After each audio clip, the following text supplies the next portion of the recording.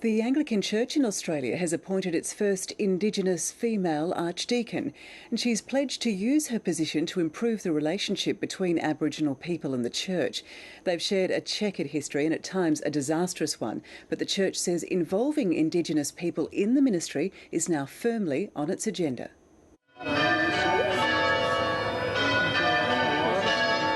Nearly 140 years after the foundations were laid at the Goulburn Cathedral, it's welcomed Australia's first Indigenous female Archdeacon into the fold. And after that kind of wait, it's no surprise she's taking the opportunity to speak her mind. For me, this position is all about reconciliation.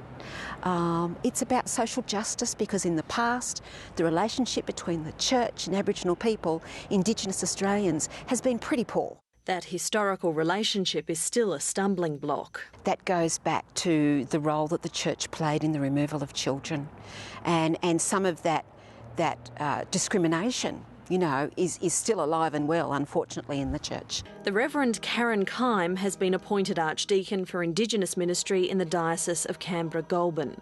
She'll also become Anglicare's Manager of Indigenous Services, responsible for the ACT and 2/3 of New South Wales.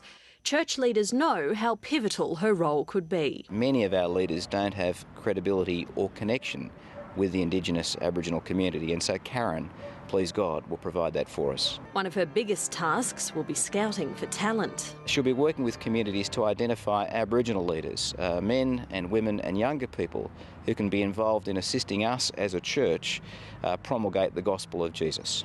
All guided by her innermost articles of faith. A love of people and a passion for social justice, a love of God, and I guess just a real calling to bring those passions together.